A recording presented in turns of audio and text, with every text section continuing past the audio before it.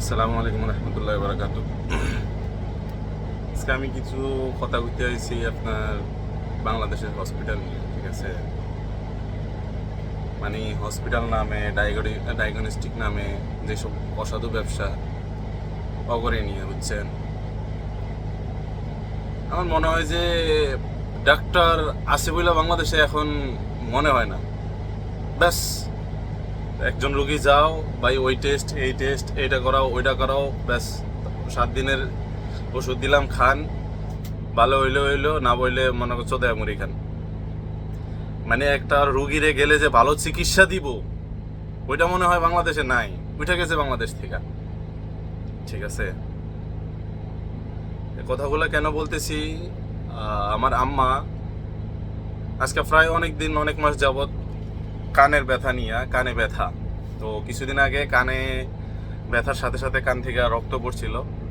তো এখন কানের কারণে মাথায় অনেক ব্যথা, কানে ব্যথা, মাথা ব্যথা, অনেক ব্যথা। তো এইটা নিয়ে অনেক ডাক্তারের কাছে যাওয়া হয়েছে, আমাদের মাইজদি, তারপরে লক্ষ্মীপুর, ঢাকা, আমাদের এলাকায় যে আলেকজান্ডার, ওখানে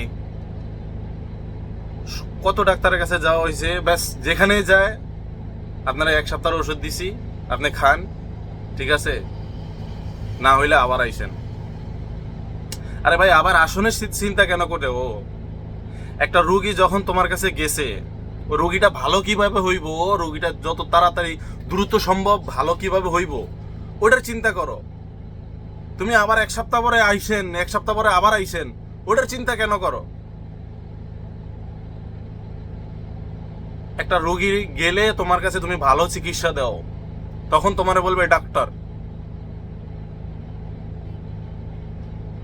মানে চুরি শেষরামি ছাড়া কোনো কিছুই নাই মনে হয় বাংলাদেশে। একটা মানুষ একটা অসুস্থ নিয়া এত কষ্ট পাইতেছে, আজকে কয়েকটা 4-5 মাস ধইরা এই কানের ব্যথা, মাথা ব্যথা নিয়ে এত কষ্ট পাইতেছে, ওই মানুষটার ভালো চিকিৎসা হচ্ছে না। এত ডাক্তার দেখাইতেছি, এত জায়গায় যাইতেছি, কেন? ওষুধ কি নাই? এটার ওষুধ নাই? এটা চিকিৎসা নাই নাকি? আরে ভাই, তুমি যদি নাই পারো তুমি দেখো না, ওই রুগী দেখো না, কি দরকার আছে খালি খালি 1 সপ্তাহ 7 দিন খান, 1 সপ্তাহ খান, ঔষধ দিয়া খালি আরো নষ্ট করার। এই যে 2 দিন আগে পাঠাইছিলাম আপনার ঢাকা পাঠাইছিলাম, ঢাকা যাইয়া আপনার প্রথমে প্রপুলার নামক একটা হসপিটালে গেছিল, ওইখানে বলছিল সিটি স্ক্যান করাইতে। তারপরে ওনার হইলো কানে সমস্যা, বলতেছে ব্লাড টেস্ট করান, প্রসাব টেস্ট করান। ভাই এগুলা কি?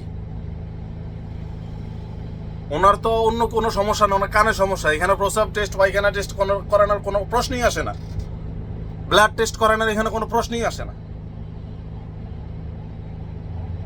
একজন নাক কান গলার স্পেশালিস্ট ডাক্তার যদি বলে যে আপনি প্রসাব টেস্ট, পায়খানা টেস্ট করান, এটা কেমন ডাক্তার? গেল ওইখানের কথা, ঢাকা মিটফোর্ড হসপিটালে গেল, ওইখানে যাওয়ার পরে ওনারে দিল সিটি স্ক্যান করাইতে। সিটি স্ক্যান করানোর পরে সিটি স্ক্যানের রিপোর্ট আসছে হইলো বুকের এক্সরে করাইছে, মাথার সিটি স্ক্যান, ওইখানে রিপোর্ট আসছে বুকের এক্সরে। তাহলে কেমন ডাক্তার আর কেমন দেশে আমরা বসবাস করি, কাদের আমরা সেবক মনে করি? ওরা সেবক না তো, ওরা হইলো আপনার ডাকাত।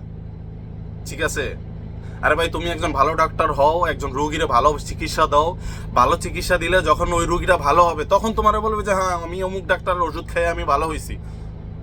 অমুক জায়গায় একজন ডাক্তার আছে, উনি একজন ডাক্তার। যাও তো স্কুল কলেজে যাও তো, পাল্টাও লেখাপড়া করো না, খালি হের গাড়ি ভাঙো, আন্দোলন করো, ওই করো, এই করো, বাল করো, আইসা বলো যে আমি ডাক্তার।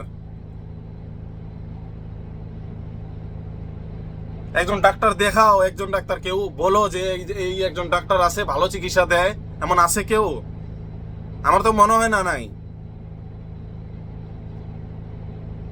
এগুলাকে ডাক্তার বলে না, এগুলাকে ডাক্তার চোর বলে, চোর। তো আমার ভিডিওটা দেওয়ার কিছু কারণ, হয়তো আপনাদের আমার ভাষাগুলা, আমার কথাগুলা অনেকের খারাপ লাগতে পারে, খারাপ লাগার কথা, অনেকের খারাপ লাগতে পারে।